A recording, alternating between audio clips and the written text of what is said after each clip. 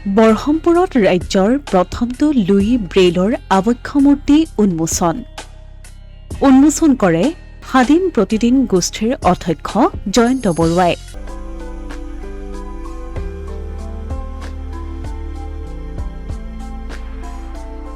উত্তৰ পূৰ্বৰ প্ৰথম প্ৰতিষ্ঠিত শ্ৰীমন্ত শংকৰ মিছন অন্ধ বিদ্যালয় ৭০ বছৰীয়া হ'ল।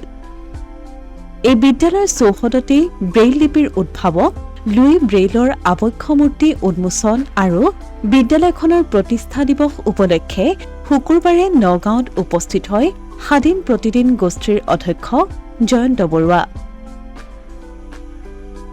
নগাঁৱত উপস্থিত হোৱাৰ পাছতেই উৰিয়াগাঁও চকত স্বাধীন প্ৰতিদিন গোষ্ঠীৰ অধ্যক্ষ জয়ন্ত বৰুৱাক উষ্ম আদৰণি জনোৱা হয়।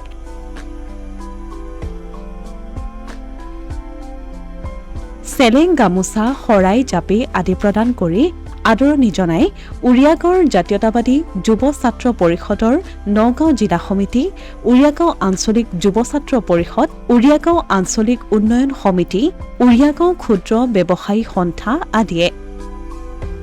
অনুষ্ঠানটিত উপস্থিত থকা অসমীয়া প্ৰতিদিনৰ সহযোগী সম্পাদক প্ৰকাশ মহন্তকো সম্বৰ্ধনা জনোৱা হয়। ইয়াৰ পাছতে স্বাধীন প্ৰতিদিন গোষ্ঠীৰ অধ্যক্ষ জয়ন্ত বৰুৱা শ্ৰীমন্ত শংকৰ মিছন অন্ধ বিদ্যালয়ত উপস্থিত হৈ লুই ব্ৰেইলৰ আবক্ষ মূৰ্তি উন্মোচন কৰে। উল্লেখযোগ্য যে বৰহমপুৰস্থিত বিদ্যালয়খনিত উন্মোচিত আবক্ষ মূৰ্তিটো হৈছে ৰাজ্যত স্থাপিত প্ৰথমটি লুই ব্ৰেইলৰ মূৰ্তি।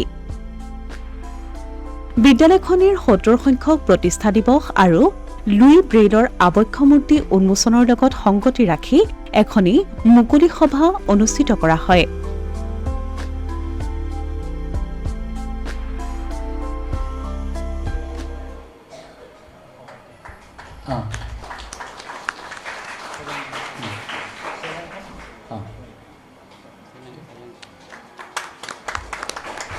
উদযাপন সমিতি স্মৃতিগ্ৰন্থৰ সম্পাদক খগেন চন্দ্ৰ নাথকে চেলেং আগবঢ়াব।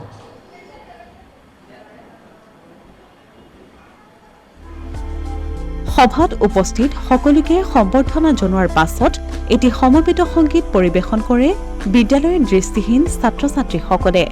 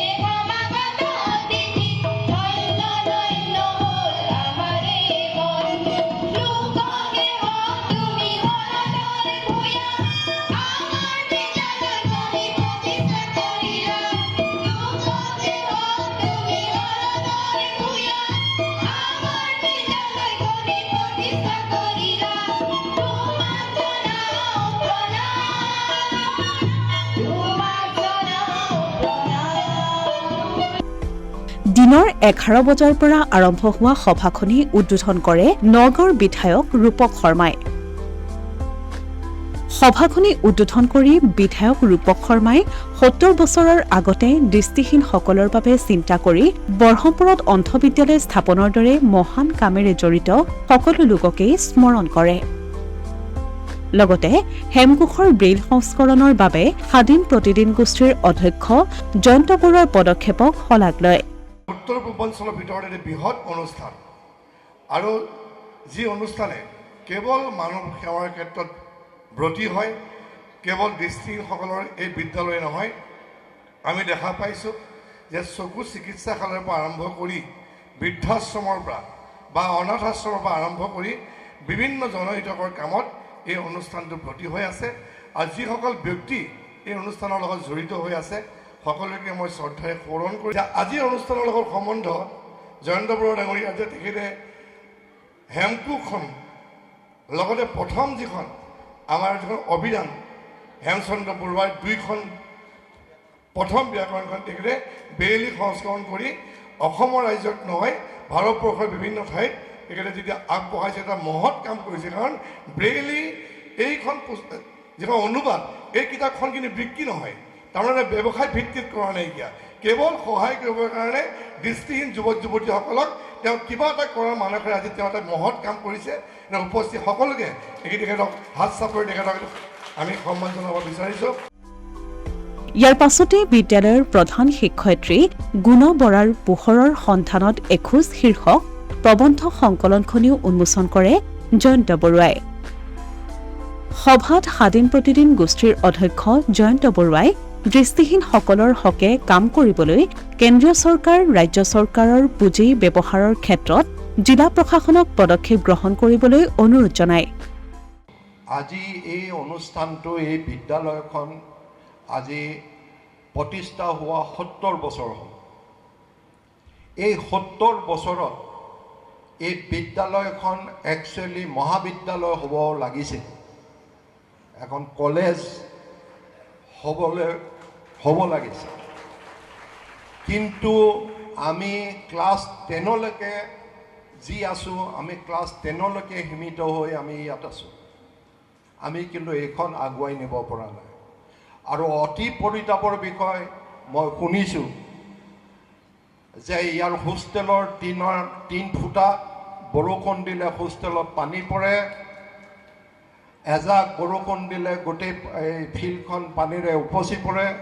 গতিকে এনেকুৱা ধৰণৰ ঘটনাবিলাক আমি আচলতে খুব মানে যদি চৰকাৰৰ কাৰণে প্ৰব্লেম হয় আমাক দায়িত্ব দিলেও আমি কৰি দিবৰ কাৰণে সাজু আছোঁ। কাৰণ এইবিলাক কাম অতি ক্ষুদ্ৰ ক্ষুদ্ৰ কাম, এই কামবিলাক আমি এই দৃষ্টিহীনসকলৰ বাবে আমি অন্তত তেখেতসকলৰ প্ৰতি সহানুভূতি দেখুৱাই এই কামখিনি আমি কৰা উচিত। অতি দুৰ্ভাগ্যজনক কথা যে আজি লুই ব্ৰেইলৰ আবক্ষ মূৰ্তি স্থাপন কৰা হ'ল, কিন্তু এই মূৰ্তিও কণ্ট্ৰিবিউটেড বাই এইটো এই শিক্ষক শিক্ষয়িত্ৰীসকলৰ পৰা পৰিচালনা সমিতিৰ ফালৰ পৰা দান দক্ষিণাৰে এই আবক্ষ মূৰ্তিজনা স্থাপন কৰা হ'ল। আৰু আমাৰ মাজত দাতা তেখেত বহি আছে, তেখেতে এইটো স্থাপন কৰিছে। কেন্দ্ৰীয় আৰু ৰাজ্য চৰকাৰৰ মাজত